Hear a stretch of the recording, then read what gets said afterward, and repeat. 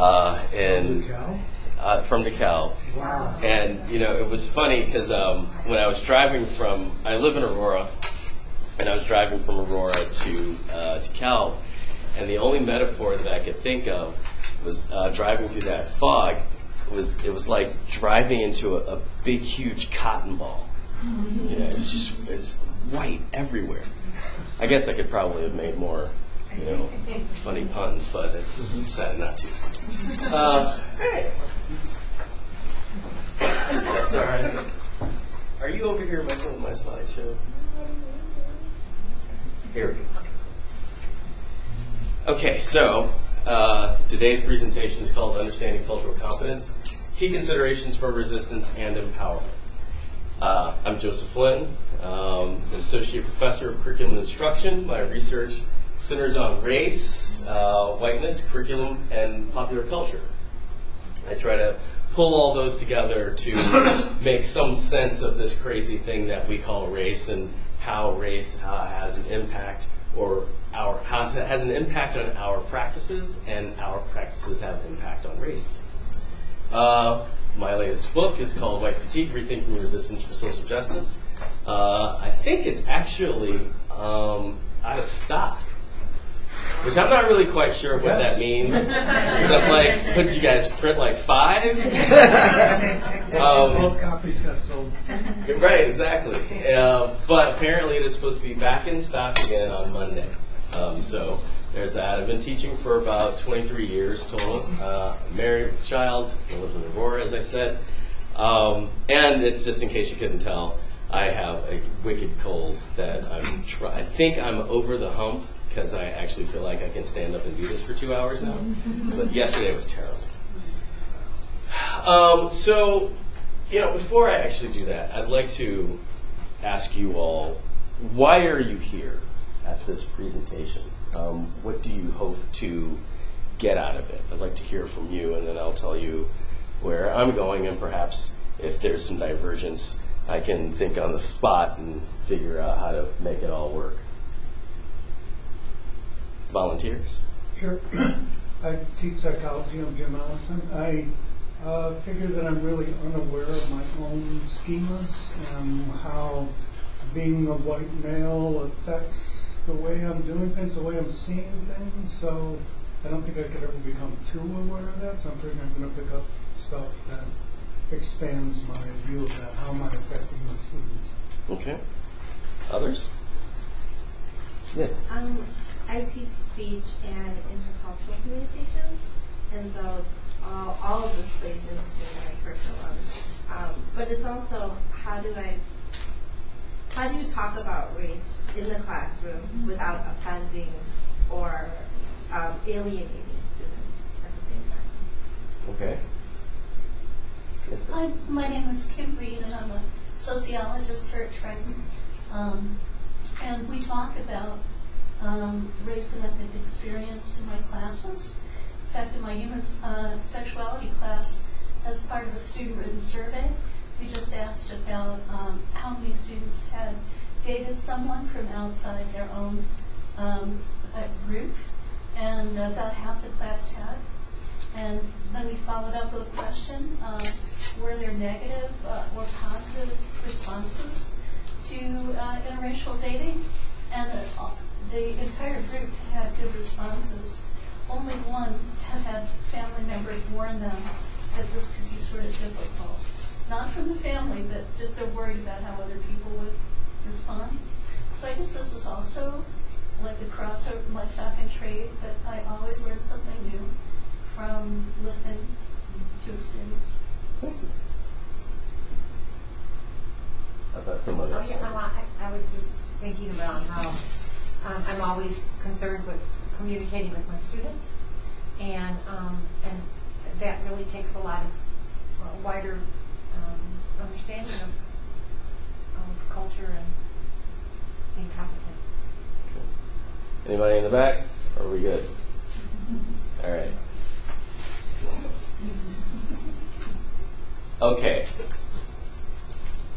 The questions that we're going to try to explore here is, who am I and how do I view others? What are the meanings of my actions and why? and how does this apply to a community college setting? We're going to talk about a broad range of issues from what is cultural competence all the way to what is white fatigue. And, make a few stops and watch a couple of TV shows along the way. That's not an exaggeration, that's real. Okay, so cultural competence is having an awareness of one's own cultural identity and views about difference and the ability to learn and build on the varying cultural and community norms of students and their families. It is the ability to understand the within-group difference that make each student unique while celebrating the between-group variations that make our country a tapestry. Now, in order to really think about cultural competence, what do you think? Is it more about understanding other people, or is it more about understanding yourself? Self first, I think. And then I'll be in a position to even interpret what I think I'm understanding about somebody else. Because everything's going to be filtered through my own glasses. I think it depends on your culture. Say more. I think if you're the dominant culture, you don't even recognize that other cultures don't, they're used to being not dominant, so they get real surprised when you understand something about their culture. And I think it's, if you're in a dominant culture, everything's from your viewpoint, and everything's. I'm not explaining myself very well, but That's okay. That's okay. It's important to always consider, regardless of where you're from, who you are, and who you are in that room. So this notion of positionality becomes central to cultural competence. And simply, positionality in any given situation where there's more than one person, there's an active, although not always noticed, dynamic of power. This can be experienced as an individual and as a member of a larger group. Depending on the dynamic of power, a person's position can be either marginalized or privileged. So, I need a volunteer. Don't make me point. Your name? Dan. Dan, how you doing? My name's Joe. It's nice to meet you. And what do you do? I'm an adjunct teacher here. I teach film history. Oh, right on. Yeah, I just showed Oscar shows within our gates 2 hours ago. It's a great film. Totally great film. I'd like to ask you a question. When you're in a classroom, what's your position of power within that classroom? Well, I hold leverage over the students because I did my grade. I command their attention partly because they tend to be passive, partly because I'm presenting the material. I believe that I don't overstep my power, try to force it on people, but I know people might have different opinions on that, I don't know, but yeah. So do you derive your power simply from their title, or do other factors come into play in your position of power? Other factors come into play too. I mean, I have to, as a teacher, when students begin to drift or begin to distract the class a little bit, I have to assert my authority in as quiet a way as possible. But it's something I'm learning. I've only been teaching for 2 years. So, Okay. But it's both in the position and through my actions. Thank you for that. Just generally, what are examples of relationships? So we have teacher-student. What are other examples of power relationships that we can think of? Employee and supervisor. Employee supervisor, definitely. Nurse-patient. Ooh, that's a good one. Are you a nurse? I'm a nurse. I saw that coming. Other examples. Well, in the age plays a huge factor in power. Adult, child. Child, even somebody who's older, just older, and close more power. But what about man, woman? White person, non-white person. Cisgender, transgender. English speaker, non-English speaker. Christian, Muslim. So Dan, back to you for a second. Your positionality in your classroom, yes, has a lot to do with the fact that you walk in with a title, that you walk in holding their grade in your hand, right? And you walk in setting the syllabus, setting the expectations, et cetera, et cetera. But you also walk in as a white male. Now, straight out, we can tell that about you, right? Or at least we can safely assume that you are white and a man, you know? And it's not really fair to say that we shouldn't recognize those things. We often hear the term colorblindness, right? But research shows over and over again that the first two things that people notice about another individual is their race and their gender. They're the two most obvious things about us. So therefore, power is already at play, whether you intend for it to be or not. Because again, it's not necessarily just about individuals, it's also about groups and how groups have been positioned in society across time. And we'll get to more of that in a little bit, but there's some other stuff that we need to talk about first. Well, before I say that, yeah, I think we already kind of covered that. So with this notion of positionality, and we're talking about individuals and groups at the same time, is this notion of funds of knowledge. Funds of knowledge is defined by Maul, Lamonti, Neff, and Gonzalez as the historically accumulated and culturally developed bodies of knowledge and skills essential for household or individual functioning and well-being. What does this mean to you, this definition in this term? I'm calling on you anyway. This is totally interactive. Okay. I don't know if I'm sure. Okay. That's a fair answer. Mm-hmm. Anybody else want to take a stab? What do you mean by household? Well, where you come from, where you live, where you grew up. But is that like in a single thing, or is this a family? I mean, like, I don't know the extent of household. Well, think of it like this. Where'd you grow up? Oh, Chicago? What part? northwest side. Northwest side? Right on. When you were growing up, did you have a lot of books in your house? Like, did you get like magazine subscriptions, stuff like that? We had a lot of books, but not magazines. Those were kind of expensive. So would you call your home where you grew up a literacy-rich environment, as my literacy friends would say? Did you watch the evening news with your parents? Not really. All right. But it was on, you know. Yeah, it was in the background. You know, I'm sure you can, like me, I can remember Walter Cronkite's voice. You know, I was conscious enough to hear him before he retired. You know. Or what about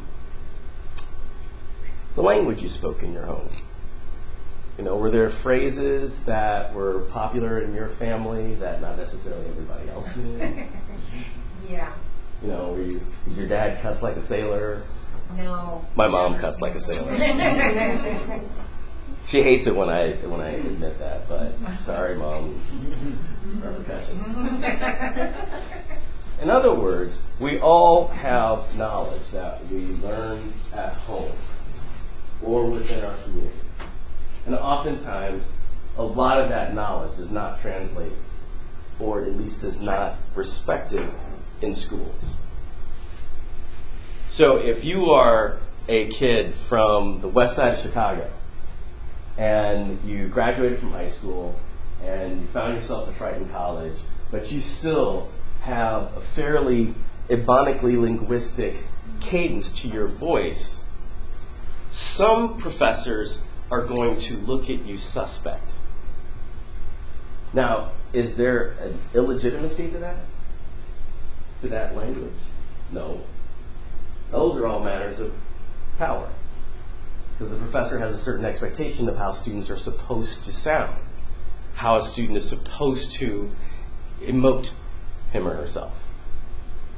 So I learned very young that it was always best to be able to speak the King's English, because I would be able to get far in life if I was able to make sure that I didn't drop off my INGs and my ERs. So I articulate. Sometimes I over-articulate. But I know what that means too, right? You know, I know that that's capital, which is the point we'll get to in a moment. But oftentimes, when kids come into our classrooms, they have a whole fund of knowledge, well springs of knowledge, that doesn't get recognized. That changes the position of power within the classroom. And if you're not as, in the effort rather, of being culturally competent, recognizing that people come to you with very legitimate forms of knowledge that you might not know anything about, and that knowledge can be exploited for educational purposes, as opposed to dismissed. Everybody comes into a classroom having knowledge. It's what we do with that that makes the difference. So, what's your name? I'm sorry, you're eating. I still know my name.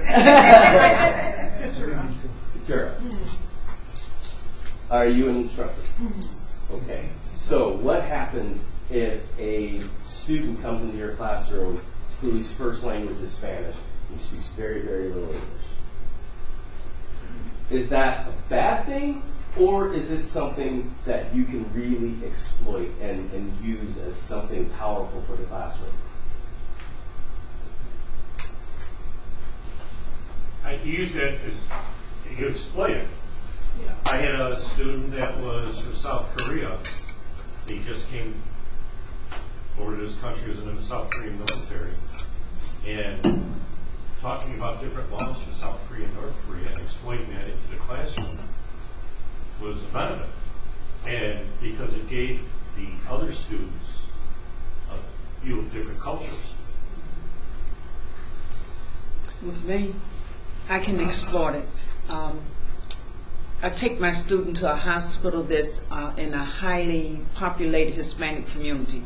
So if I have a student that Spanish is their first language, that student is very remarkable with us because we're on the unit with these patients, and the nurse love it. They can translate it. We can do care. We can do everything. So I reach out to that student. At the same time, I have other students to help this student because this student is really helping us. So the first thing I want to know, who speak another language and what language, and that's what we do. However, thank you for that. Thank you both. The problem is that oftentimes when kids come in with different codes, different language codes, they're marginalized. They become a problem to deal with, something to address. That's not a culturally competent way of looking at that student. Dare I say that's probably pretty racist at the end of the day. Highly ethnocentric. It shifts the notions of power all over the place. It has deleterious effects when you look at people as though they're lacking something. I don't know how many pre-service teachers I've met in my life who've told me openly in class, I want to give those kids the things they need to know to be able to succeed in the world. I'm like, you don't even have a degree yet. What are you talking about? How do you know how to succeed in the world? The sentiment is fine. The execution, the thought behind it, is what's the problem. It's not self-reflective. Being culturally competent is highly self-reflective. It's always thinking about what's my positionality, not only within the confines of this room, but within this larger society in general, because all that matters. So, yes. And I think I'd like to add to what you're saying, in the sense that instead of the word exploiting or expropriating or I think getting the student to bring it in voluntarily and add to what we're teaching and learning together is important because we want to avoid the spotlight, turning on the spotlight on other, so we want to turn the spotlight on, but get the students who have that cultural knowledge to contribute it in a way that facilitates understanding. So I never pick on someone and say, hey, you're bisexual, I know, because that's what you said on your test. Why don't you speak to this issue? Because that's damaging the person it's putting the spotlight on. But if you ask people who has experience with a trans relative or friend that they can speak to, the girl in the back raises her hand and says, well, my uncle is now my aunt, and this is a Mexican family from West Side Chicago, and she loves this person who's now her aunt. But the family had to accept the transition from him to her, and the whole class enjoys that journey with her. Instead, so I think when we say this, what can we bring in? How we bring it in is sensitive, and it's got to involve a kind of voluntarism and respect. Absolutely. Which it's our responsibility as educators to create that kind of environment. And a part of creating that environment is vigilantly being self-aware. Who am I? What's my position? And how am I fitting in relation to all the rest of these people? Not only as teacher-student, but as male, female, Asian, non-Asian, etc., blah, blah, blah. Replacing judgment with curiosity. I'd like you to soak that line in. So my colleague, James Cohen, who's also at Northern Illinois, we do stuff together from time to time. We have a really good relationship. Actually, he co-created some of this PowerPoint. He threw that line out to me one day when I was complaining about something. It's like, Joe Flynn, sometimes you got to replace judgment with curiosity. I'm like, dude, what are you talking about? What does this mean to you? Replace judgment with curiosity.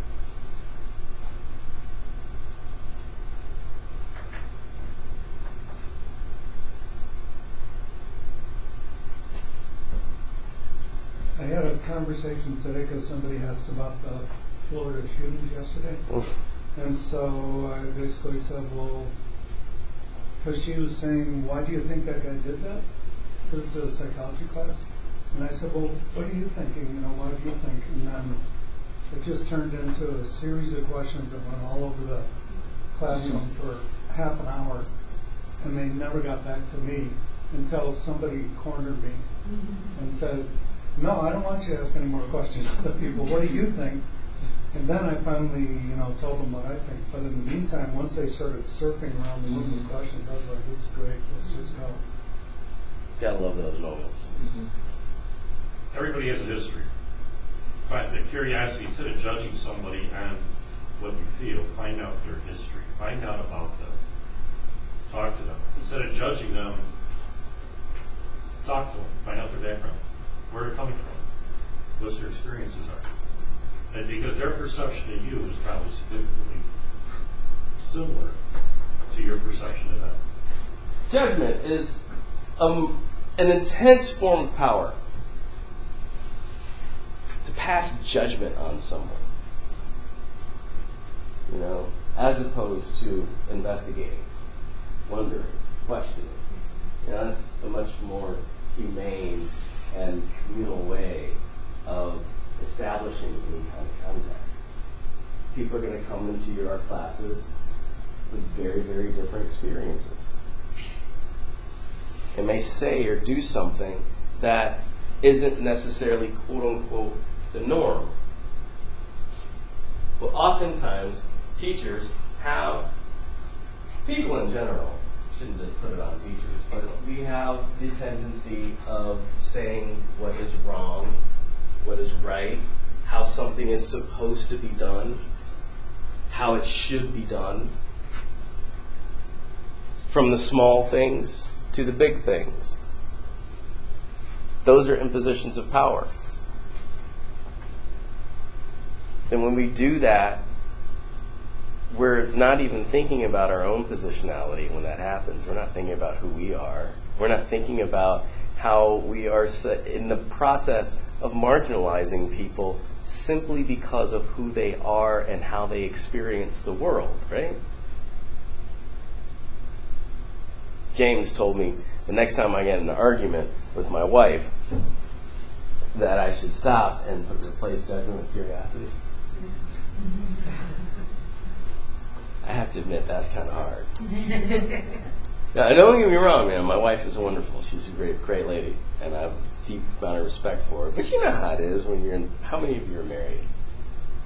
You know, everybody here knows what I'm talking about. You know, it's hard to stop and just wonder, well, why do you feel that way? Because you want to be right? Whatever right means, you want to be it. Even if it's wrong. So replacing judgment with curiosity becomes really important in the process of creating a certain kind of environment for your classroom or for your space. And the actions don't create emotions. The stories that we place on actions create the emotions.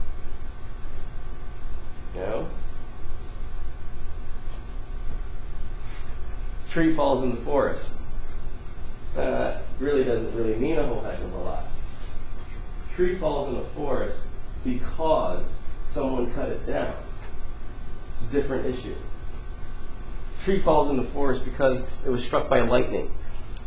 It's a different issue. So we have to think about the totality of people's experiences as much as we possibly can. And of course there are ways to do that in classrooms by encouraging questioning, by encouraging people to be open. You have to model that yourself. I'm pretty highly confessional. I'm kind of like, putting on the brakes today because I don't know any of you. Excuse me. I keep telling people to not make me laugh because it hurts. I have one of those colds where it's all in the middle of my back.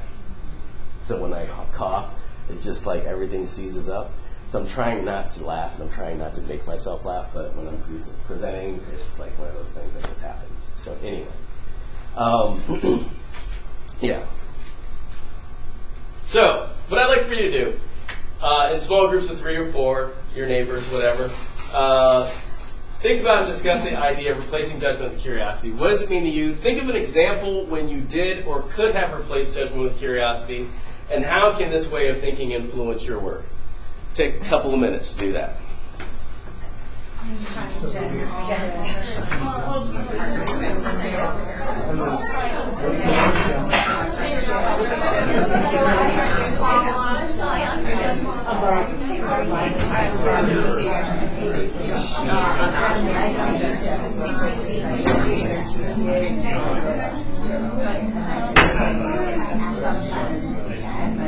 No, we become students. Make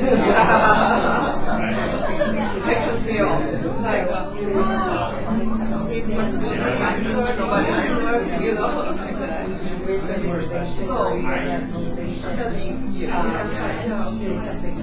not being judgmental to your students.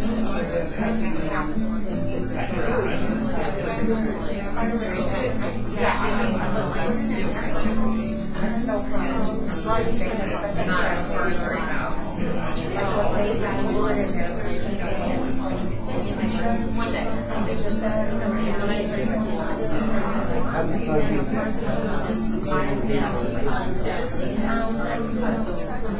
I'll never forget.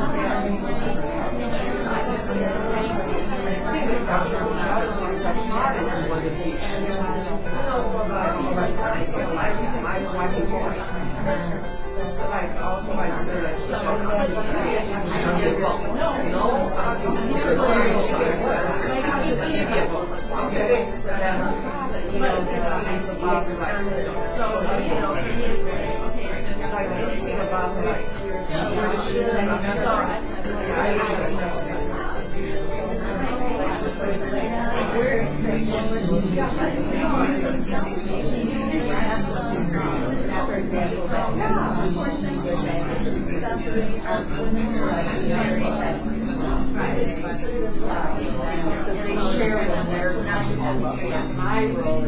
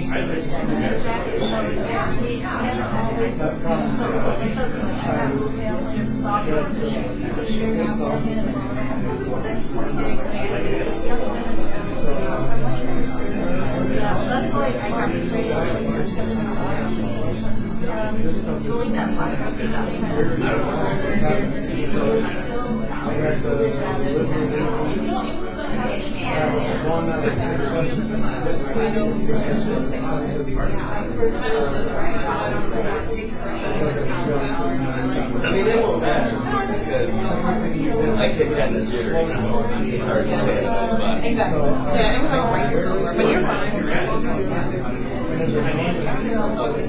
I'll keep that in mind. As much as possible.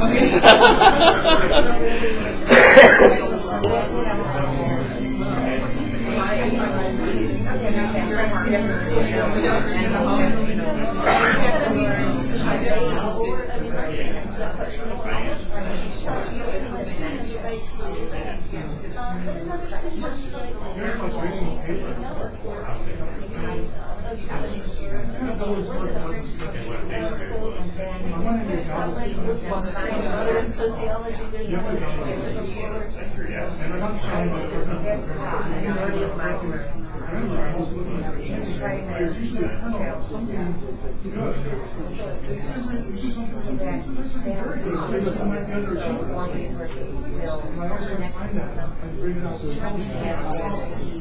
Okay.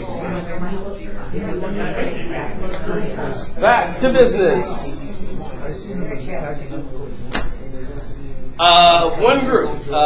Could you volunteer to share what you discussed? Yes, sir. Sorry. the center. So I actually had we were talking about this, but I had a student last semester in one of my classes, and I kind of started off most of the semester, or kind of halfway through the semester, I realized, he wasn't really doing a lot of work, turning a lot of kind of unfinished things, not completing assignments on time, and then it really wasn't until we went in and really asked him, what's the problem? Is there something that we can do? It turned out that he had just moved from San Juan, and he didn't really speak any English at all. I had no idea what was going on most of the time in class, and it was just a very big eye-opening experience just to make that realization, and made me really reflect on how many students I could have had in the past with that situation. And I just took me time to really ask earlier, could have made a huge impact. Replacing judgment with curiosity. Thank you. That's a gorgeous example. One more? Maybe I'm missing something here. Go ahead. A student comes in, you have an assignment that's due, doesn't bring in the assignment. The judgment part would be, you didn't bring it in, too bad, you said. That would be the judgment. But to replace that judgment and going and asking the student, well, why not? And you find out a little bit more about that student, somebody that works and couldn't get to do the assignment or something happens. It's not relinquishing power. It's not that power that's there. You're actually caring about the individual. You're curious about why they didn't do the homework. Mm-hmm. And you're building a better relationship with that student that way. And I think that maybe I'm missing your concept here, but isn't that part of it, though? Is that curiosity of finding out why somebody didn't do anything? Yeah, that's exactly and the what judgment is too bad to be sad you didn't turn it in. The judgment is assuming that there's just some kind of flaw. That there's something wrong with that person. And not necessarily wrong in terms of that person is dealing with something, Right. or that person is seeing something differently than you. It's passing judgment saying, just saying, oh, well, clearly that kid's just not cutting it up. Right, he's It's just not living doing up to his homework. snuff. He's not doing his project. Right. He doesn't care. Without recognizing that, well, maybe that student maybe that student's brother died last week and you don't know about it, or there may be something else going on, like that student actually has a language issue that needs to be taken care of and that hasn't been identified yet, or maybe the student has a learning disability that's never been properly diagnosed. There's a whole host of reasons. So, but if you're not curious about someone and you just immediately jump to judgment, then you're going to miss all those dynamics. Or you might not realize them until it's far too late. So it becomes important to replace judgments with curiosity. Now, all of this comes down to a basic fundamental unit of the human condition, which is culture. Sorry, for about the next 10 minutes, it's going to get a little eggheady. But it's all going somewhere. Simply defined, culture refers to the characteristics of everyday life of a group of people located at a particular time and place. That's important, time and place. Some of these characteristics are easily identified by members of the culture, but many, indeed most, of them are below the surface of everyday awareness. Time and place. Some folks like to say that the easiest way of thinking about culture is to think about it in terms of the way we do things around here. If you think about it, that sense, culture can change from neighborhood to neighborhood. And that matrix of culture can change from house to house. It's a complex web of ideas and experiences. The culture of gang kids on the south side of Chicago is very, very different than that of middle-class suburban teenagers in Naperville. Now, here's the thing that's interesting, though. They all probably do a lot of the same stuff. As human beings, my brother is an expatriate. Yeah, they still exist.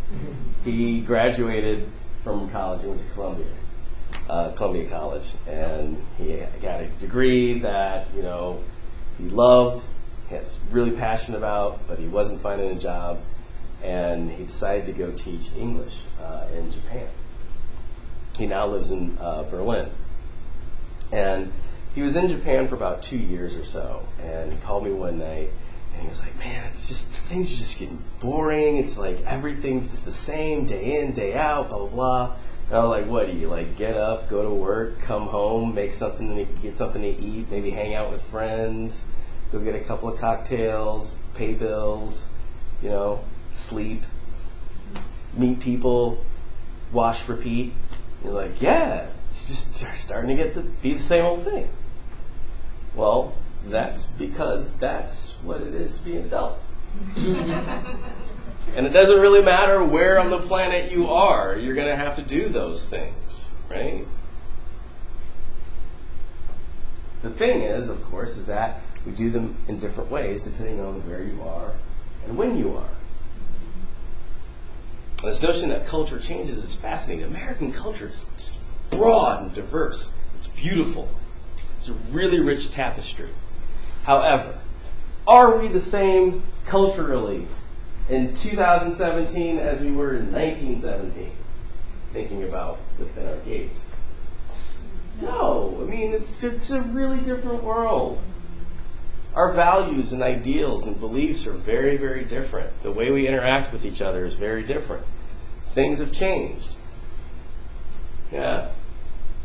You guys don't need to do this, do you? Yes. One example of a profound change in our culture comparing 1918 to today is that child labor laws had not been written in 1918, and the Fair Labor Standards Act was not passed until 1938. So poor children often went to work. They went to work after 5th grade as soon as they could walk and were ambulatory and could do something. So even though some cities had public school systems, that was a sign your parents made enough money to let you go to school, to continue. And the revolution was FDR saying that all children should be protected. And from 1938 onward, that you couldn't go into a manufacturing plant until age 16. So when you turn 17, you're an emancipated adult. And then after the war, they took all the loopholes out because they still used child labor throughout the war. And most people don't even remember that. Yeah. We assume the public school system's always been this big and this open, and it was 100 years of fighting to get that openness, to get that opportunity for human development to exist. Another example is the advent of the teenager. Teenagers didn't exist before World War II. Suddenly they're there. I just watched this documentary about the Beatles. It's called How the Beatles Saved the World. Yeah. Oh my God. Really fascinating show, and that's where they start the history of the Beatles at the end of World War II in England, and the advent of this group known as the teenager.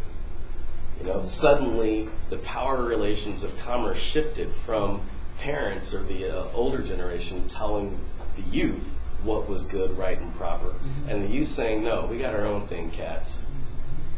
Really interesting stuff. You should watch it if you haven't seen it. Yes. When you say a time and place, one thing that occurred to me is the place might be in cyberspace, so they could be spread physically all over the world, but they're all playing, Halo 5 together. Yeah, my kid plays Overwatch incessantly. So culture, the thing that's problematic about, or not problematic, but challenging about culture is this notion that there's surface, shallow, and deep culture. And surface culture is what we normally talk about when we talk about culture. Does anybody have kids that have like the multicultural day or multicultural fair at their school or something like that? And what do you largely see? You go down one hall and it's all about Mexico, and it's like at a table full of tacos and sombreros. That's it. Terrible. Terrible. If you ever see that again, just like go in and just raise Cain.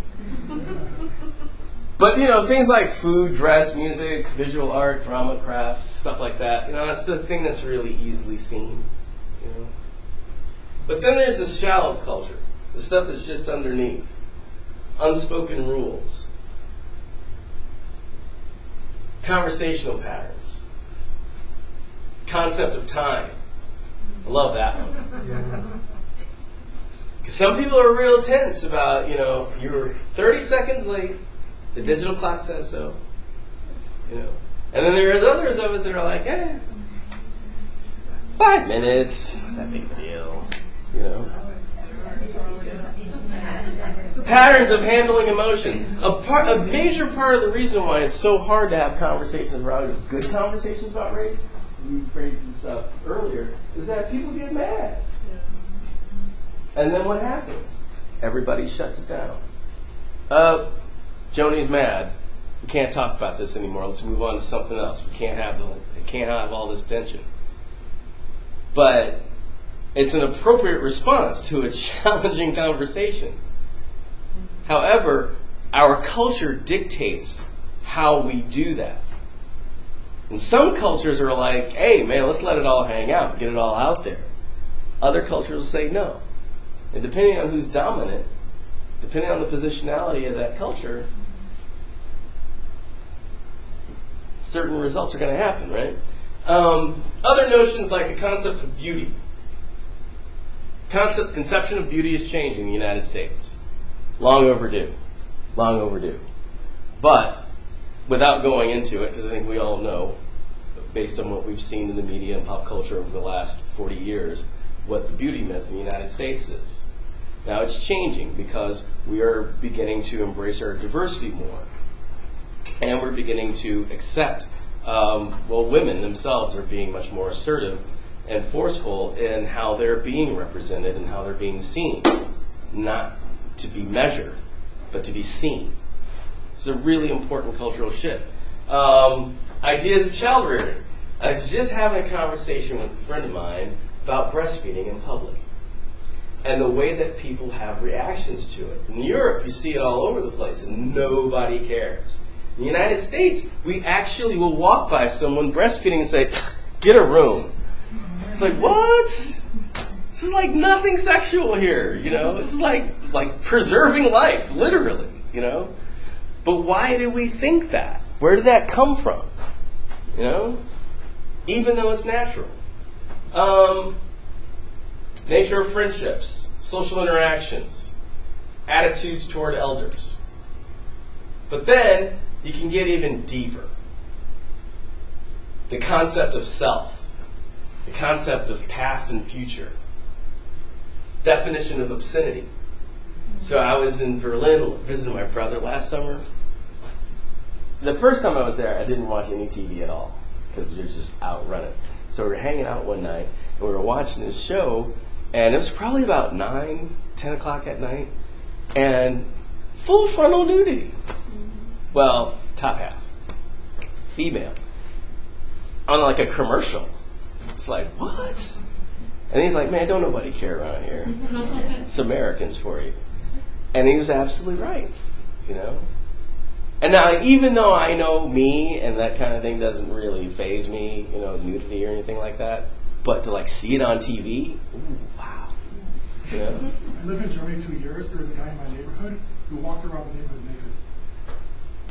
Oh yeah! Don't even let me start talking about Tiergarten and then Leopardin. It's crazy. We're like walking out. We're walking through Tiergarten, which is one of the big beer gardens in Berlin, and my brother and his friends were like, "Okay, here comes the beach." And I was like, "What's the beach?" And we get around this clearing, and there's just this sea of people sunbathing in the nude in the middle of the city.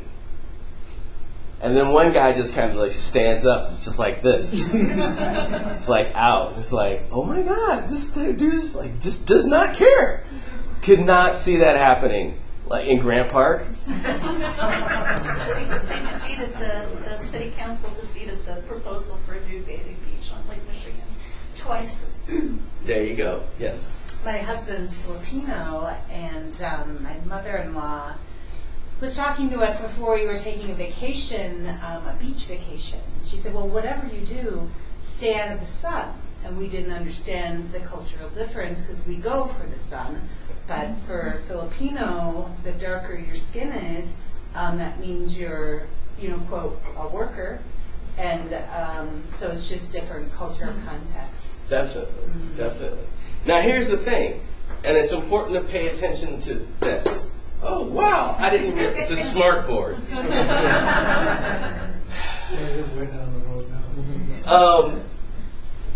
Surface culture is easily seen. You know, turn on a TV, there it is. And when it's challenged, your response is low. It doesn't really matter that much to you. I mean, yeah, you know, if you're up listening to jazz and now it's moved to hip hop, yeah, whatever, I'm still going to buy my records, right? Then the unspoken rules. You start challenging these things, the emotional response is much higher. Right? You know, yeah. Oh, you're late all the time. It's so aggravating. You know, those kinds of responses. But then, when you get to these deep unconscious rules, you start challenging those things, like the notion of obscenity, like what does the self mean? Because some cultures don't believe in the self at all. Mm-hmm. Everything's about the community. In the United States, everything is about the individual.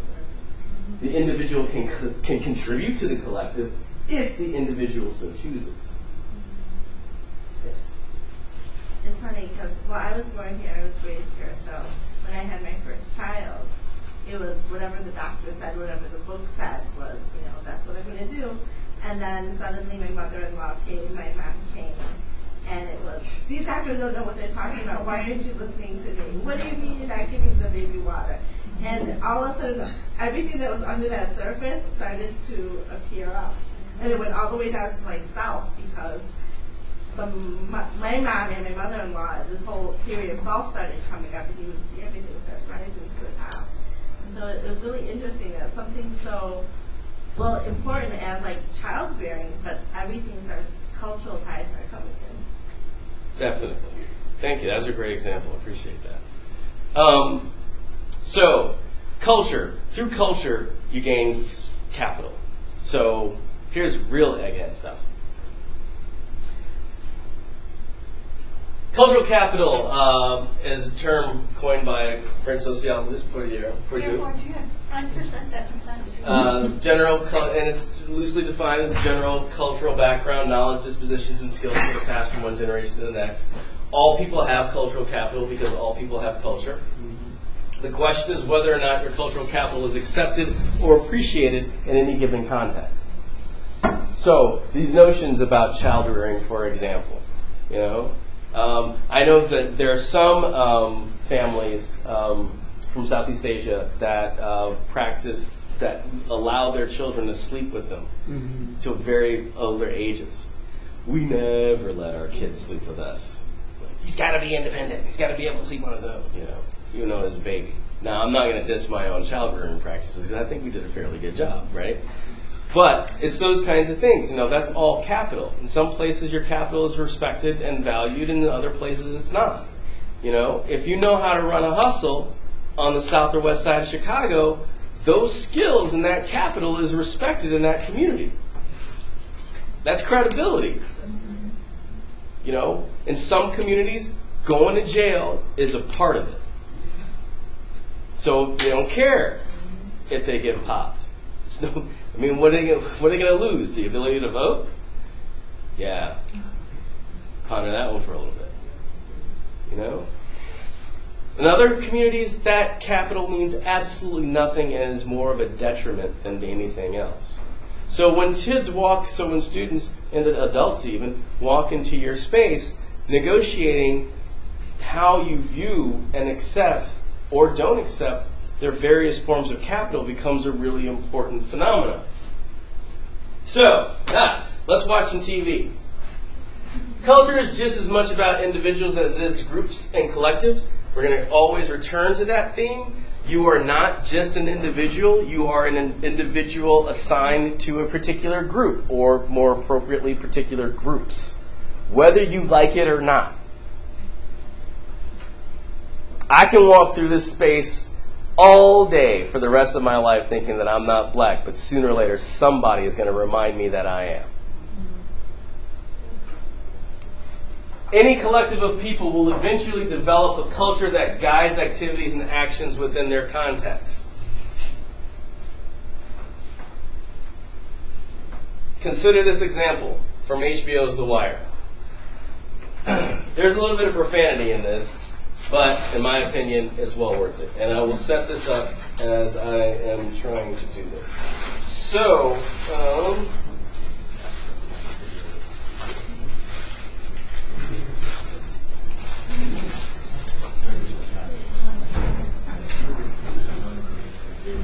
is everybody familiar with this show, The Wire? Okay, The Wire was a show on HBO in the early 2000s. Went 5 seasons. Ostensibly is about cops and drug dealers. In the first season, what happens is a detective realizes that in order to take down this drug empire, they're going to have to change technology and start using wiretaps. But the show goes much further than that. The show is ultimately an examination of cities and institutions and how individuals survive within those institutions. And there are multiple institutions. The first 2 the show deals with, of course, are the institutions of law enforcement and a drug kingpin, drug empire. And through the course of the show, what you ultimately come to find is that there's really no difference between either one of those institutions. So subsequent seasons deal with unions. Season 4, which is, in my opinion, the best season that they ever did, dealt with schools and the question of how do good kids go bad. Powerful stuff. The scene that you're going to watch here, The King Stays the King, is from the first season, episode 3, I believe. This guy, D'Angelo Barksdale, is the nephew of the kingpin Avon Barksdale. D'Angelo runs a little corner shop, and he's got a couple of young hoppers, corner boys that distribute the drugs, right? And he just got busted, but he managed to stay out of jail. And as punishment, he got moved out of high rises where there's a lot of activity to the low rises where there's lower activity. So he's got to build back up his rep. But he's been doing it for a while, so he's got a certain level of wisdom. And he has to train these young hoppers. So he's coming onto the spot one day, and he walks up and starts the conversation, and he notices something really interesting.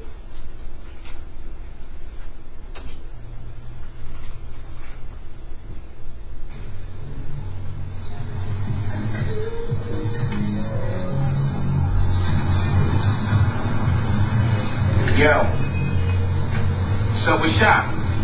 No real. Why not? Cause we got red cats. They say we have a new package tomorrow. New package? Yeah. Yeah, man, this week I stepped on shit. We got our head get these fiends agitated. Well, look at them. They still buying it though. Yeah, they buying twice as much and only getting half as high.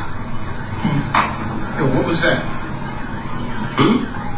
Castle can't move like that. Your castle move up and down and sideways like. Nah, we ain't playing that. Man, look at the boy playing checkers. Checkers? Yeah, checkers. Yo, why y'all playing checkers with a chess set? Yo, why you giving shit? They ain't got no checkers. Yeah, but yo, chess is a better game, yo. So? Nah, hold up. Y'all know how to play chess, do you?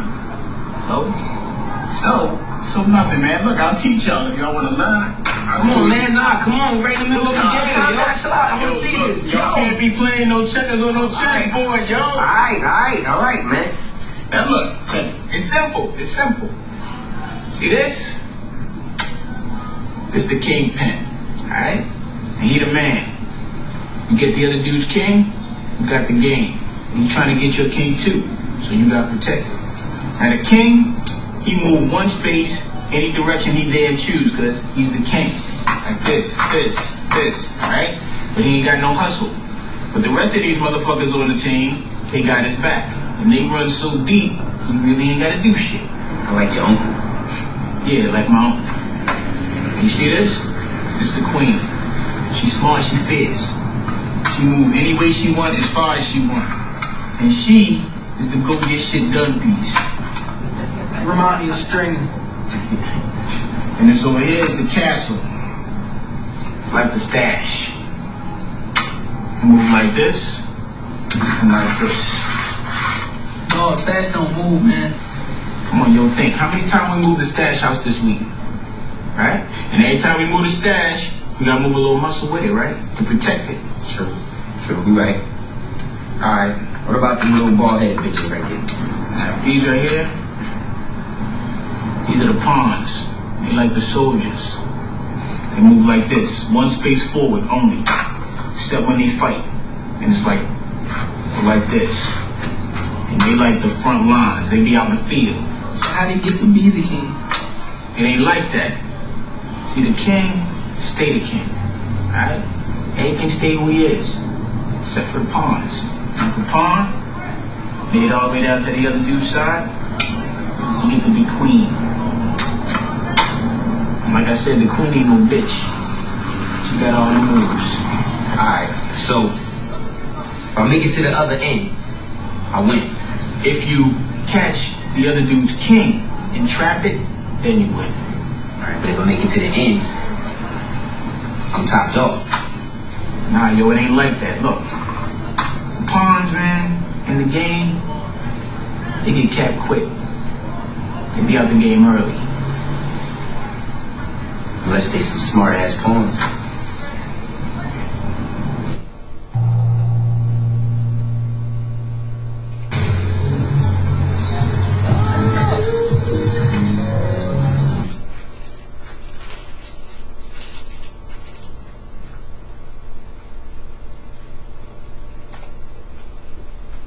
Briefly discuss the following questions. How would you feel if you were a part of that conversation? Why?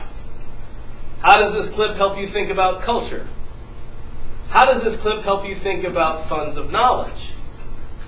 And how does it help you think about being a member and or an outsider of a community?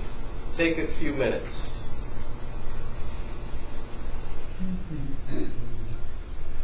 I want to get a fierce queen on my team. Next time we move the stash, I want to get a queen.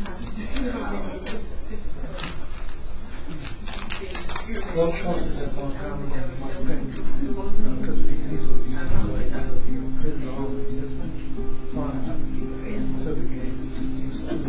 You can relate to it immediately. It says, oh, that makes sense. I get that. I think it'd be fascinating. But I don't just want to listen.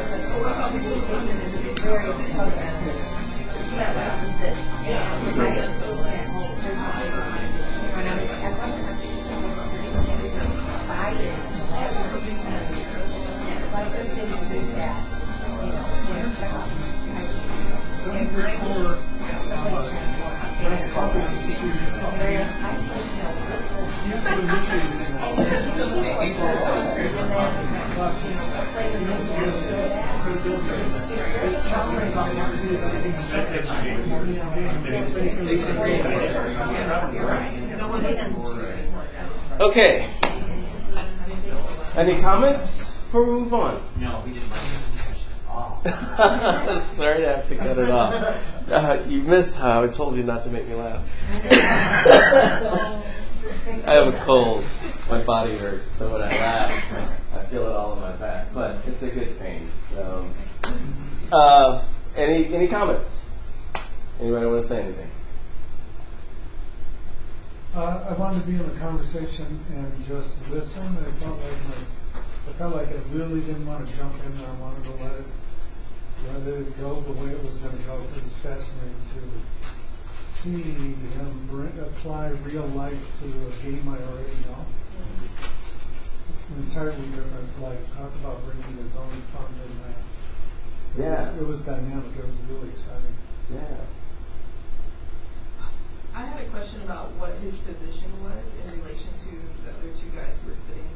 The other two guys were basically, he's their boss. Okay. We were wondering, because he just moved in with such presence and took over. We were wondering if he was initiating that powerful move, or was he already powerful? He was already powerful. So they powerful. were ready to listen. Yeah, they are. He's their mentor. Mm-hmm. So I guess to put it into D'Angelo's middle management. That last line, he said something about being a pawn. Yeah. Do you remember? I can't smart. If it was a smart pawn. Smart ass pawn. A smart ass pawn. So he was lending them power in that moment it was a very metaphorical move I thought in there, where he was telling them, you're a pawn because you're beneath me, but you can move up if you know how to move in the right context, in the right spaces. Yeah, and not to make this about The Wire, but it's also really strong foreshadowing if you watch the entire series. That's what I thought. But the thing that's interesting is that, as I said, the show talks about institutions, and it ultimately becomes a metaphor. It helps those kids understand, here's the hierarchy of this institution. So here's it, and the way that culture gets manipulated, right? Because this is an old European, to be really crude about it, game for old white folks, right? It's like Russian chess masters, stuff like that, right? It's a part of the way that we conceptualize the notion of chess. And here it is being played on a junky chessboard in the middle of a housing project. And it's being taught in ways that don't match what you learned in the books or on videos. It's been completely reappropriated to match and fit that cultural context. And this isn't true. Poor school districts can't afford this smart board or any of this electronica. And all of the state of Louisiana plays chess for fun and at school and plays competitive chess. And you can go down to the Art Institute of Chicago, and on the weekend there are young men with their chessboards out, and they can't afford to walk into the AIC. And they probably have to pee in the garden, but they play chess, and they will beat you. Probably, and that's absolutely true. I would not try to make the argument. Chess is closed to working class people. In some parts of our society, it's one of the open ways you teach that people learn to think and to strategize. And people do play chess. In poor and working class neighborhoods and places you wouldn't expect, particularly in school systems that just have no money at all. I would expect that because I played chess and I grew up a poor kid and I learned how to play chess. But the popular conception of the notion of the game is not a poor kid's game. The popular conception of chess is a middle class, upper middle class, wealthy phenomenon. And the idea that poor kids are playing it almost oftentimes comes off like a novelty. If you look at documentaries or news exposés and the way that the conversation gets framed, it's like, look at these poor kids from the ghetto playing chess. So it's not so much that kids from low-income communities don't play chess. This piece proves that they do. Because D'Angelo is from a drug empire. And he learned how to play the game. He learned how to play the game well enough to be able to explain the game using the cues of culture in that community. So he knows the game well. not only the game of chess, but also the game of life. You know, the hustle that he's involved in. So please don't make it, don't want to be misinterpreted. I'm not saying that. I guess it's a question of positionality. We're in a college and you teach at a university, so in the position of professor from the university, embracing the white stereotype of chess, or in the class elitist version of chess, makes sense because that's the dominant image in that culture. But when we go, I think if you go out and explore the country, you'll find chess and, you know, used very creatively in some places. And I like the clip too. I mean, I think it was a good clip, a good example. I'm just saying, you know, maybe we're not all in that elite position. Maybe that's also an assumption. Maybe we know people who grew up without a lot of electronica who are pretty good chess players. So I think that it harkens back to that earlier issue of social class differences and positionality. Where is your experience formed? What kinds of practices have you known? What are you familiar with? What are your assumptions? So I like the clip too. Any other questions?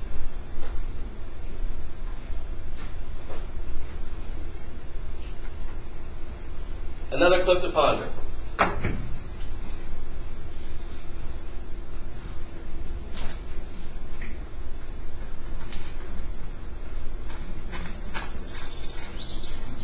Hi there. Hi. Nice day, huh? Yeah, finally, right? Where are you from? Your English is perfect. San Diego. Where are you from? Well, I was born in Orange County, but I never actually lived there. I mean before that. Before I was born. Where are your people from? Well, my great-grandma was from Seoul. Korean. I knew it. I was like, she's either Japanese or Korean. But I was leaning more towards Korean. Amazing. There's a really good teriyaki barbecue place in our apartment. I actually really like kimchi. Cool. What about you? Where are you from? San Francisco. But where are you from? No, I'm just American. Really? You're Native American? No, just regular American. Oh, well, I guess my grandparents are from America. Oh, well.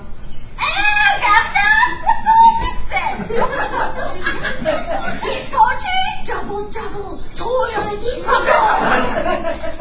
On the camp, beware Jack the Ripper. Bloody hell! Cheerio! I think your people's fish and chips are amazing. You're weird. Really? I'm weird? Must be a Korean thing.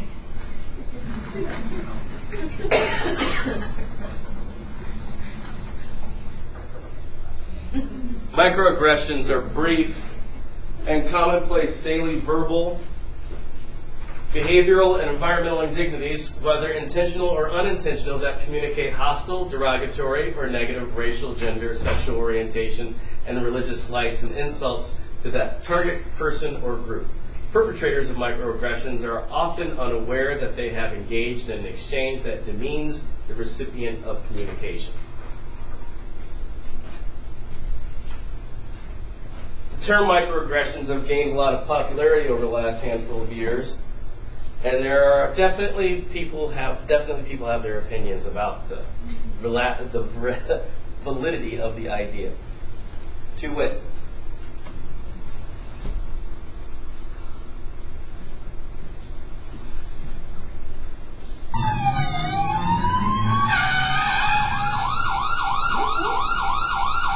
PC police are on the scene once again. Something called microaggressions are on the rise on college campuses.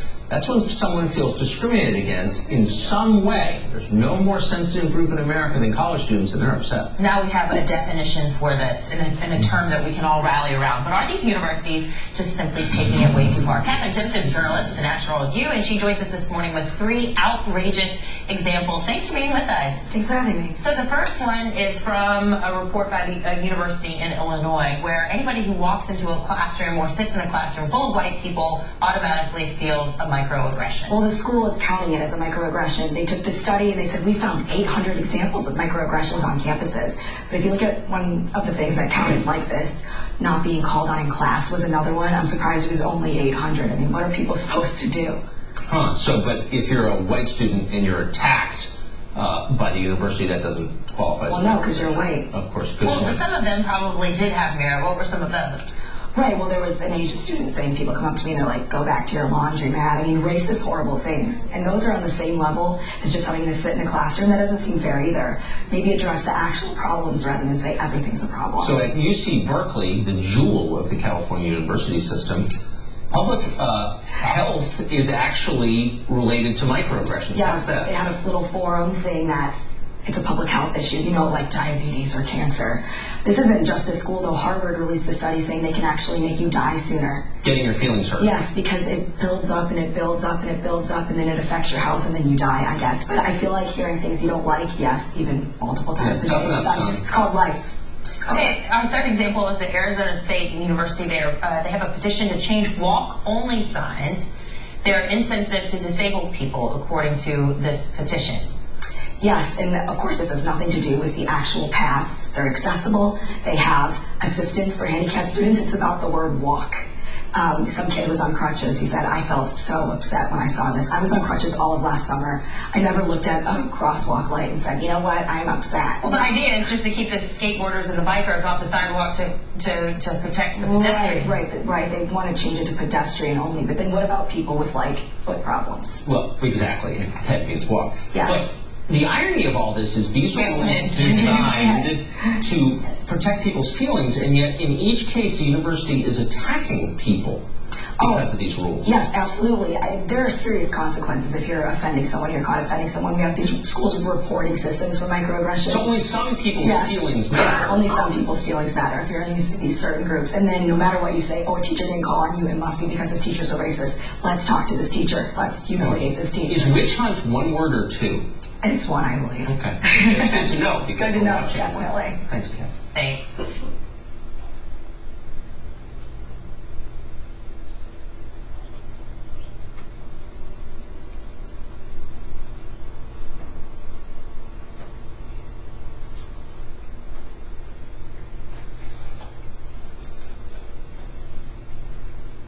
Now consider this, about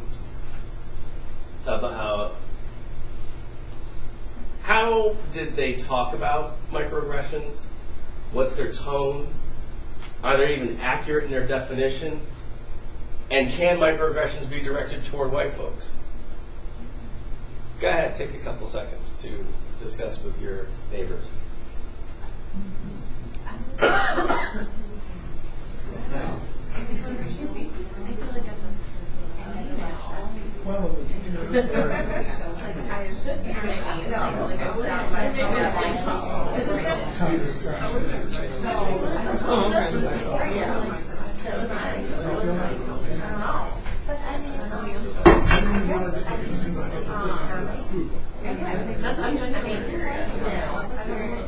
I thought it was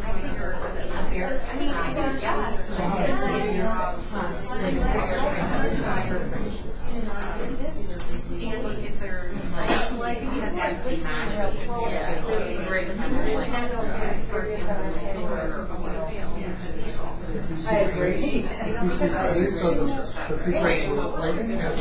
second one. Yeah.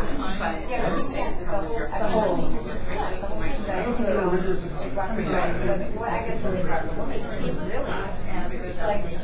She's supposed to be something. I mean, like, it would make people But when she was thinking about like those parts of society, You know, I thought that would be accurate. I believe so. It's sort of, you know, but it is a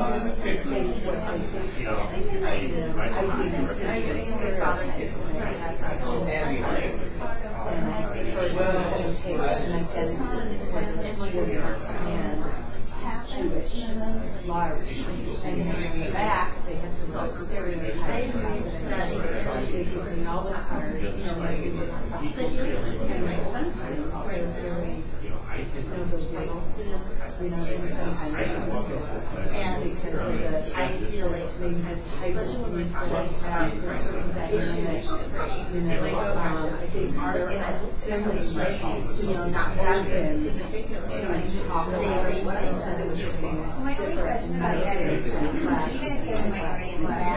You know, because in today's world, it's so sensitive.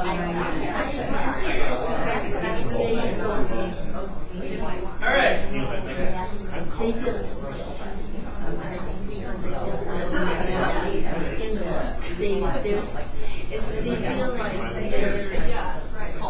Yeah, they're called. And they feel already. And I did that same. Comments? Or would anyone like to answer any specific question?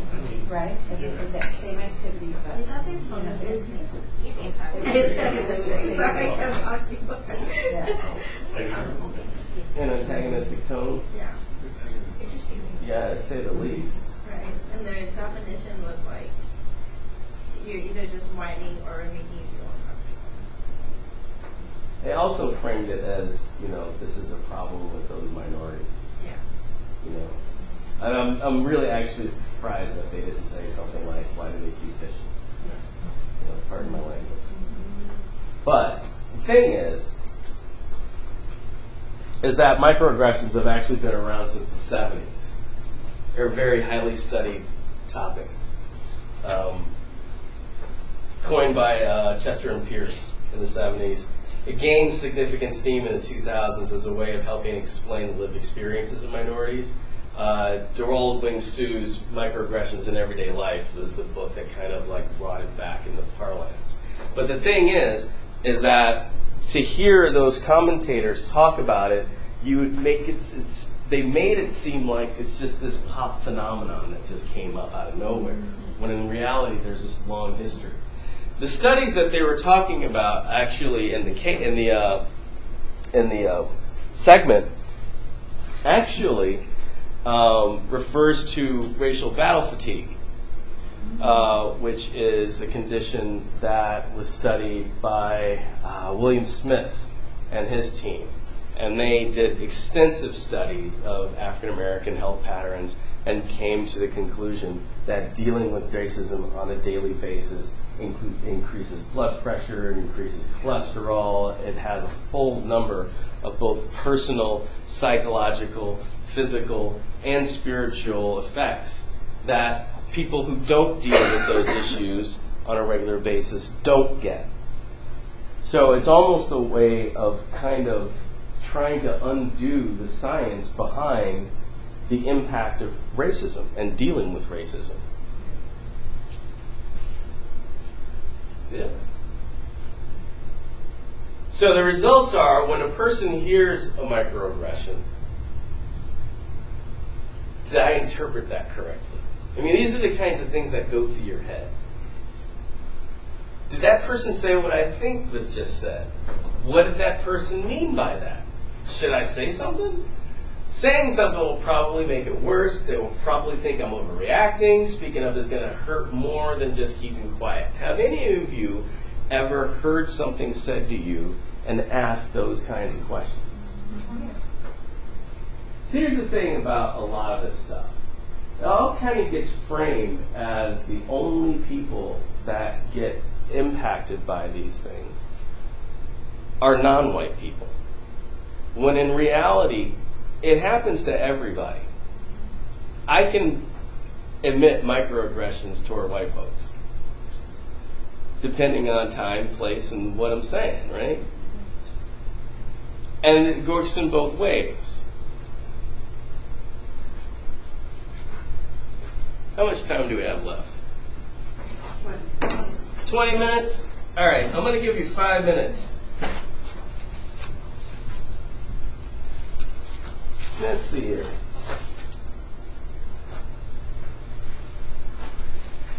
Year of hair. Year of hair. Year of hair.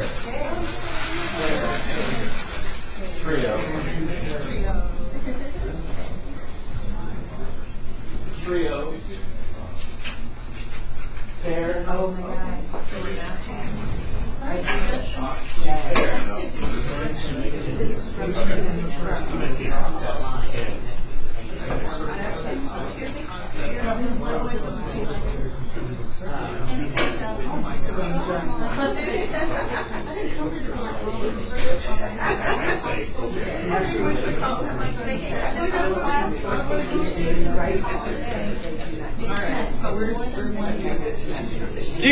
You only have to do one. Pick A or B.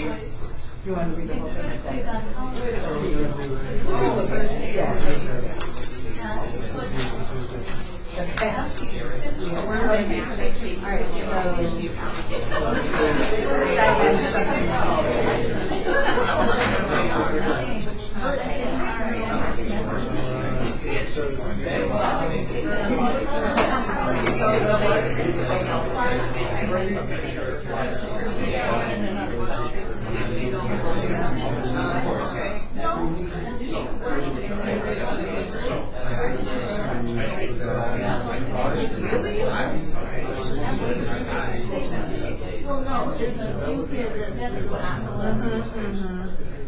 Oh, yeah.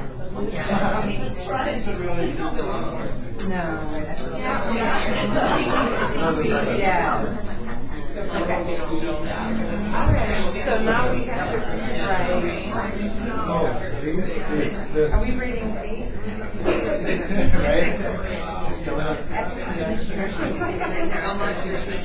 Yeah. So they don't contain. So we're writing. Oh, we are.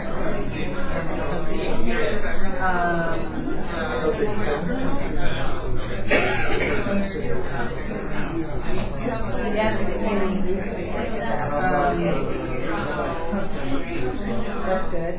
Yeah. It's hard to answer that not to. That's so good to be humorous.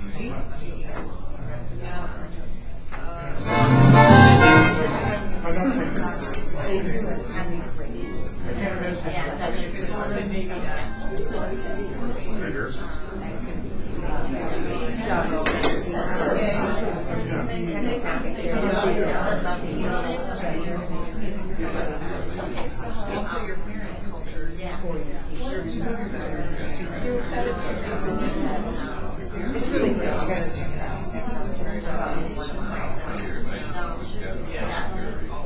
Right.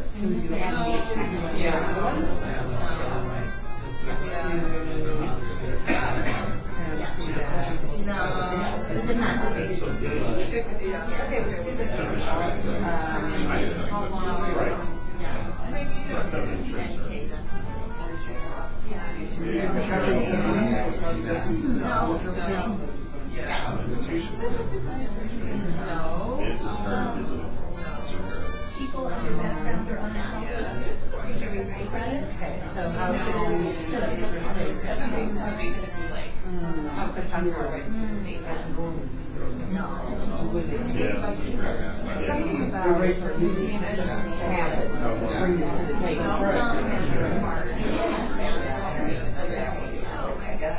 I don't see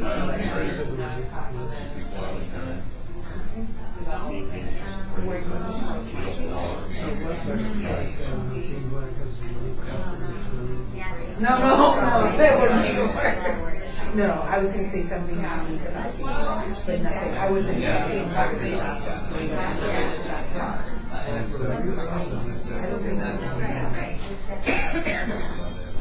I think we're going to take that out.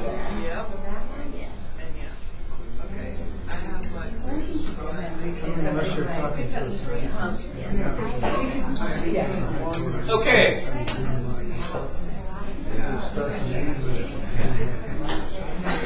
Would anyone like to share real quick?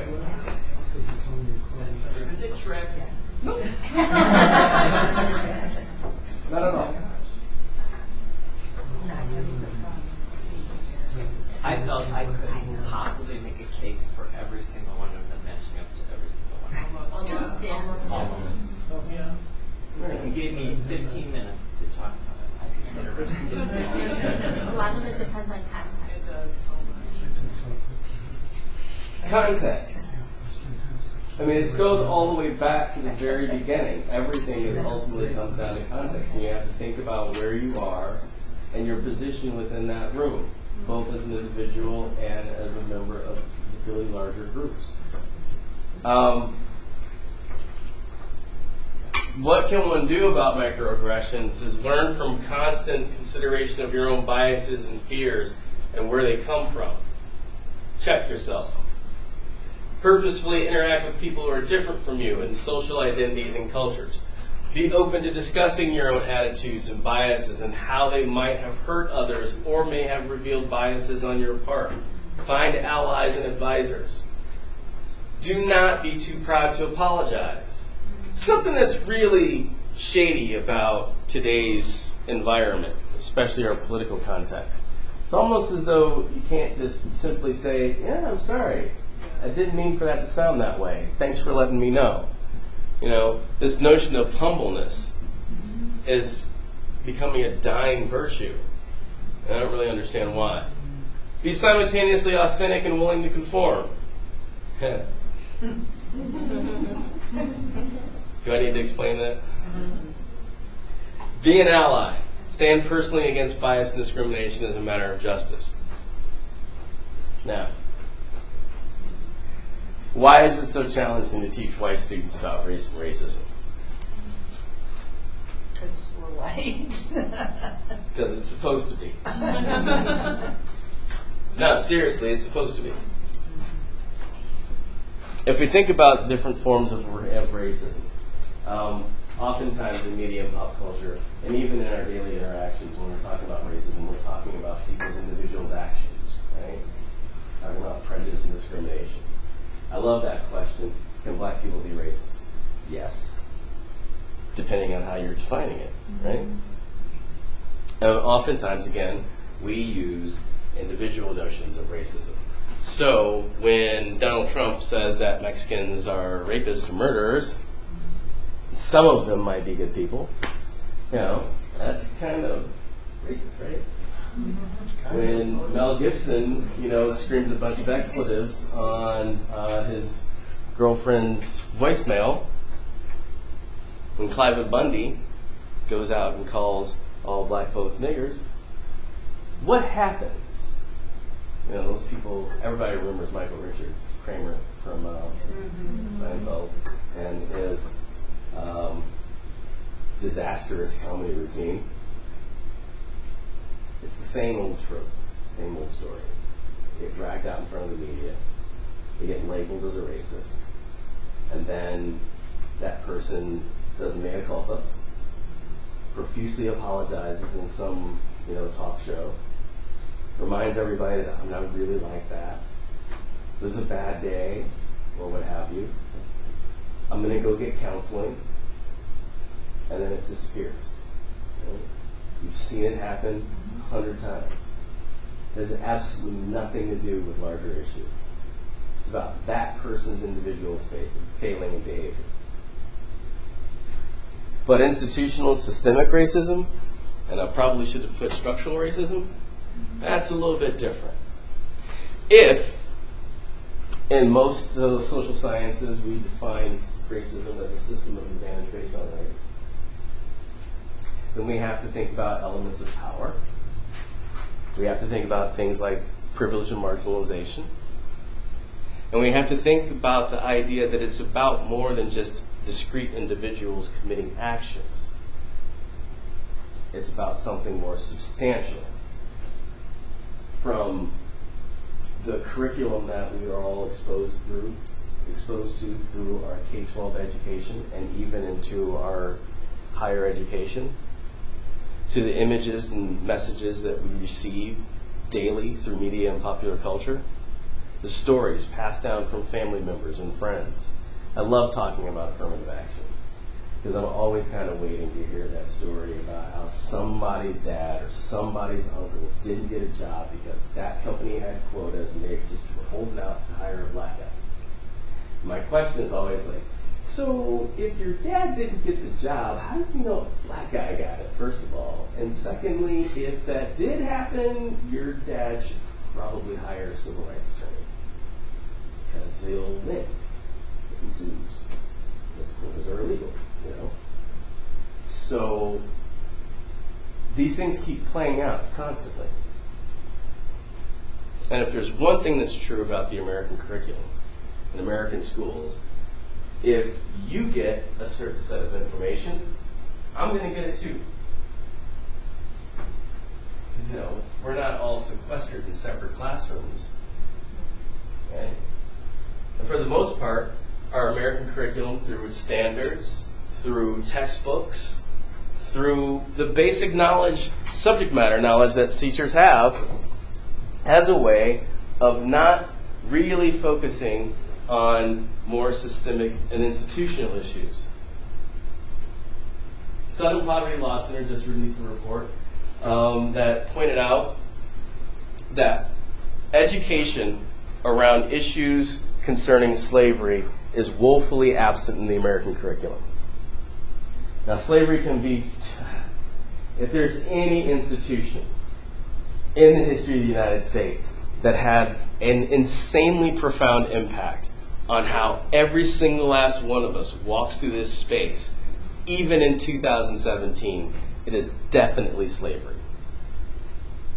And kids that come into my classes have no clue about it. None. I mean, at least in my generation, we got to watch Roots. But that's even questionable, too.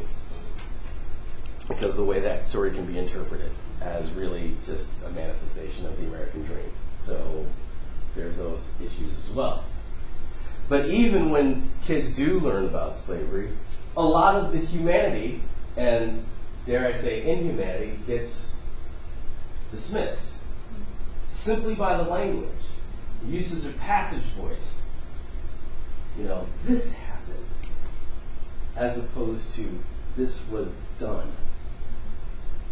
And assigning some kind of, I don't want to say blame, but an accurate representation of the things that really did happen and the history of all this. White fatigue attempts to identify and name the dynamic of white students who intuitively understand or recognize the moral imperative of anti-racism, primarily individual racism. However, they are not yet fully understanding of the complexity of racism and how it functions as an institutional and systemic phenomenon, significantly more complex ideas. Due to the complexity engaged by critical explorations of racism compared to the simplistic notions of racism furthered through media, pop culture, the general K-12 curriculum, and personal experiences, those who are fatigued claim to be tired of talking about racism, despite the understanding that racism is morally wrong. This phenomenon is further aggravated by students' desires to not be judged as racist. A lot of white kids have questions in class.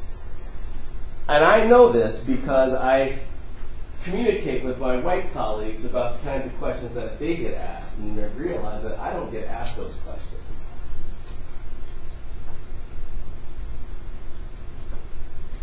Yes? Can you give an example of that? Just out of my own curiosity. Of what? The kind of question that you wouldn't get asked versus somebody who was a different race, culture. I won't get asked questions if a student doesn't necessarily fully even understand a concept. Let's say microaggressions, for example, or privilege. When we discuss white privilege, a lot of students won't ask further questions for clarity and understanding. If there's a question about experience and how people experience the world, a lot of white students won't ask me because they're oftentimes afraid that I'm going to have backlash, that I'm going to get angry at them. or I'm going to accuse them of being racist. Now, I also, over time, have learned how to kind of inoculate that by, doing a lot of scaffolding, a lot of work, a lot of self-disclosure, et cetera, et cetera. But that takes a lot of time, and it takes a lot of risk. Whereas I know some of my white colleagues can just jump right in and just go knee deep. My friend James, he likes to just front load the conversation about race in the curriculum. He's like, just throw it to him right up front. I'm like, dude, I can't do that. I kind of have to build rapport and trust. I can't just start talking about race on the second day of class, especially a class that's not called race, right? So it gets kind of tricky that way. But a part of that comes from this notion of stereotype threat. Now, we typically talk about stereotype threat as being a phenomenon among, black folks. Black folks being afraid of being stereotyped and then doing less well on tests, according to Claude Steele's work. But Steele also did a study later on white males and had white males take a test, a math test at Stanford. And they told the white males, the experimental group, that they don't do as well on this test as Asian males. And invariably, the white males that were told that did less well in their performance on the test. So stereotype threat's not necessarily simply about your identity. It's not about whether or not you're a minority. It's about the context, what's happening in the context, and the things that are thrown out at you. So white students oftentimes don't want to engage in conversations about race and racism, and they don't want to say something because they don't want to be taken as a racist. They don't want to sound stupid. And that makes it a really difficult thing to teach about. Because there's a lot to it, right? I mean, in any given conversation about race, you can draw on psychology, sociology, history, anthropology, economics, political science, cultural studies, on and on and on. So it's complex. And people normally aren't ready for that complexity. So, but, again, I think this has to deal with the K-12 curriculum. Because oftentimes, what kids learn in school doesn't help them develop a positive racial identity. Let alone talk about the notion that we do that. I think non-white kids know that intuitively because of different experiences of having to deal with race, that oftentimes white kids don't. Or when white kids do, they kind of are met with that in very different ways. So we all of us, have our own racial identity development process. And there are slight differences. White kids do too. But we are painfully underprepared as a society to even broach the subject. If you tell parents that, yes, we are going to start talking to your kids and teaching them about race and racism in kindergarten, you will get mutiny. Black Panther comes out tonight, midnight. Woo! Parents are afraid to have conversations with their kids about Black Panther because they don't know how to have a conversation. If you need to know more about Black Panther, I don't have time to tell you all that because we're almost out of time, and I'd like Kate left no time for questions. But it's important that we start as a curriculum and as teachers exposing kids to this other history.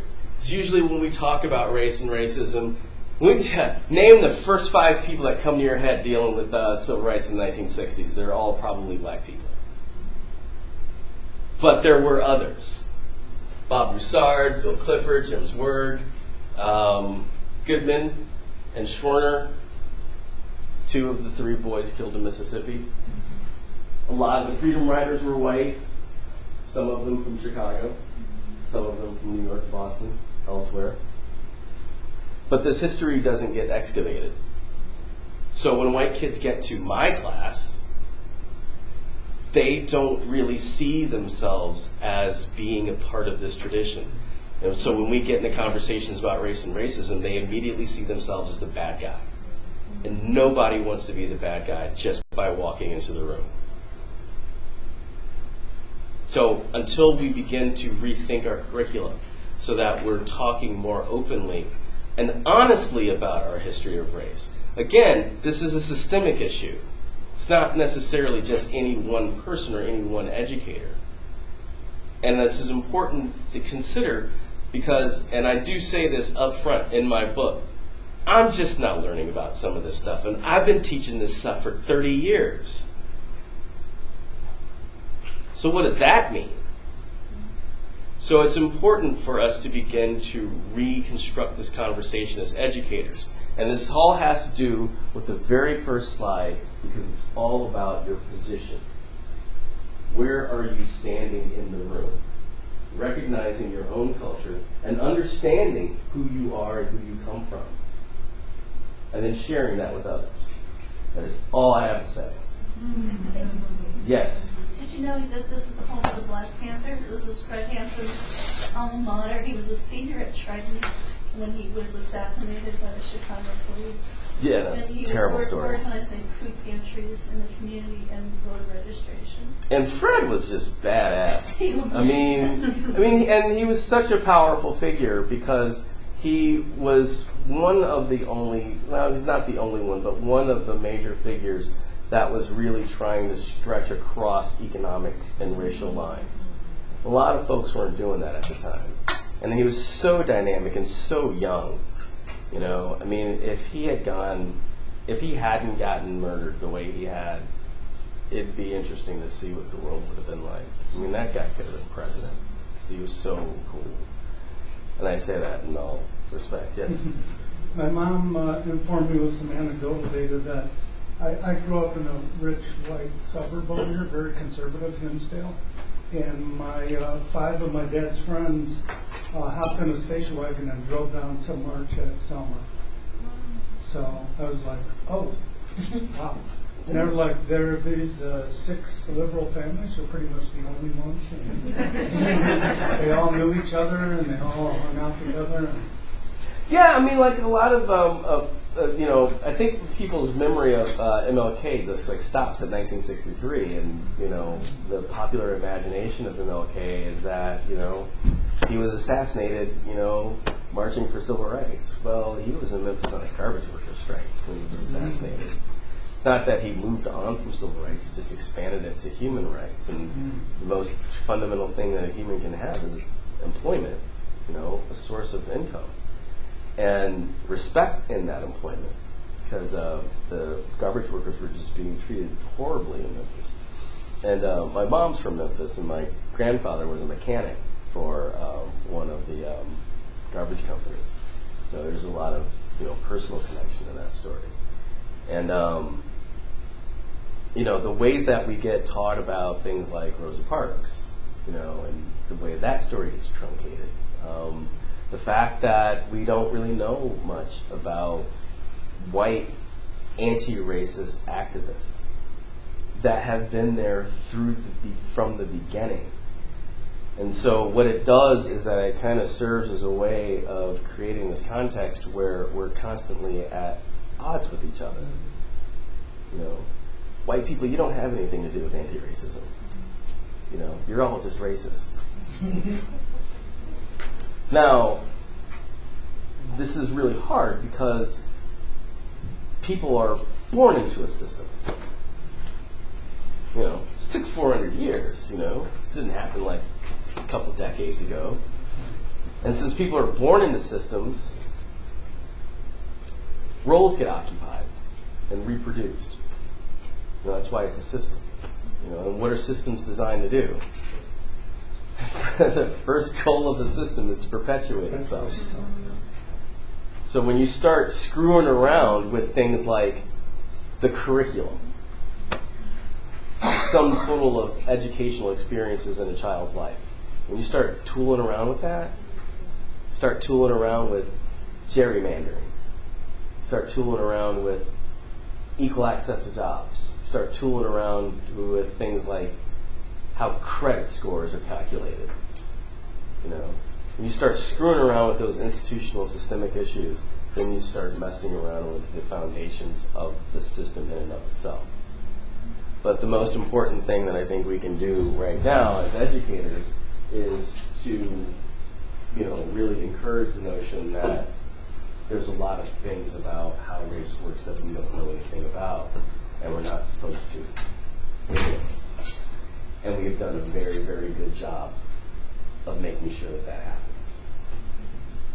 Any questions? I'm sorry, I didn't mean to go on this long. The whole thing was like designed to like stop at 20 till, but I get to run in my mouth. Actually, I had to leave. Class at 5 o'clock.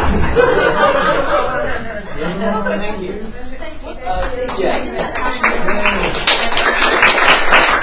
Thank you. See you around. I'm in the back. You are? Yeah. I'm going to see you. Okay. And